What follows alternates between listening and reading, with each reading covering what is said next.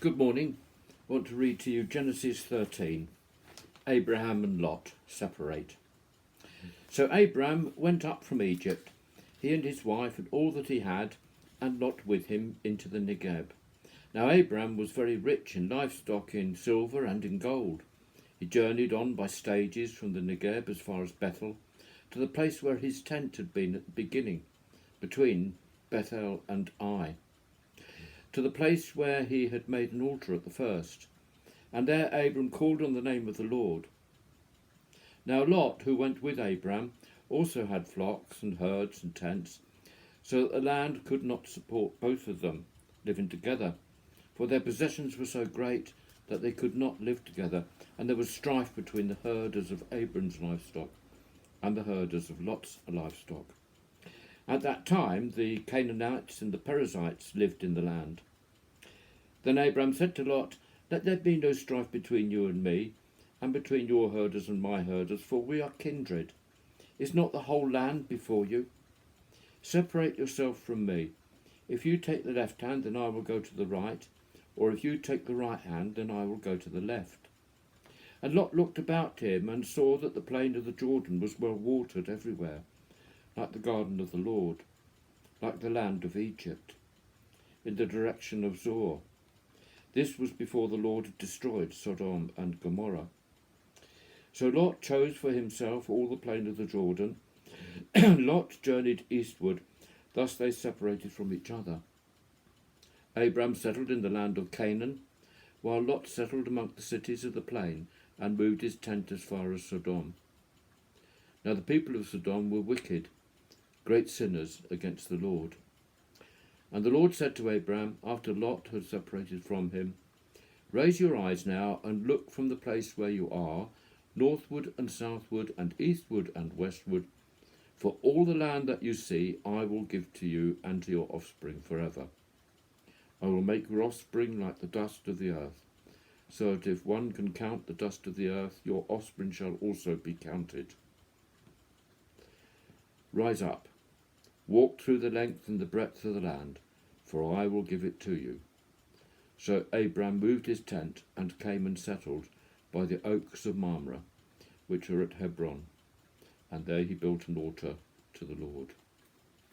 Those oaks of Mamre, which of course is where he came across the three men who we see is very much a mirror image in the Old Testament of the Holy Trinity, and the men who came and told him that he was to be known as Abraham and that he was chosen.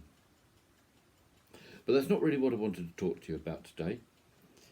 I wanted to talk about this time of lockdown and pandemic, when families have been forced together in unprecedented ways. They've had to share space that perhaps they don't normally have had to share. And there will be many families who feel very positive about this and have had a very positive experience of building even closer relationships and so on. But there will be some who have struggled too. And I certainly know of a couple of marriages that were already in difficulty, and it's really been difficult for people who were struggling before. This story of Abraham and Lot shows how an amicable and sensible decision was made so that peace could remain between their two families and their herdsmen and all their people. This nomadic lifestyle enabled this versatility, and maybe goes a little way to explain the advantage of Cain's offering of livestock over Abel's offering of the fruits of the land, way back in Genesis 4. You can't suddenly make a decision to move if you're growing crops. And there we have in Cain and Abel, although I digress, we have another example of sibling rivalry ending in tragedy with Abel's murder. And Cain just failing to take responsibility. "What have you done with your brother Abel?" says God. Who else should I know, Lord? Am I my brother's keeper?" That's his reaction, complete and utter disinterest. And so often in the Old Testament, brothers are against brothers, sometimes with mothers aiding and abetting. often younger brothers inheriting, causing resentment amongst older siblings, Joseph being a massive example. Job is another where his other family members' debauchery is in the background of his suffering. But however bad they are, he wants them forgiven, not destroyed. Abraham and Lot go so much further. They don't let things get so out of hand that forgiveness is needed. They go their own chosen ways in peace. In this time of pandemic, many of us will suffer mental health problems, issues that we will have to face up to, and many of them will be related to family relationships. I just hope and pray that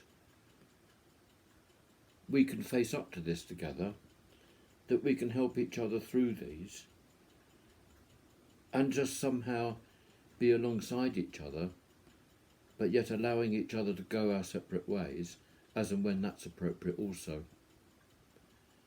I'd just like today for us to think about our neighbours, people we know, maybe here in Dolverton, maybe far away, who are struggling with family relationships, and seek out ways that we can encourage them and be with them upon life's journey. Amen.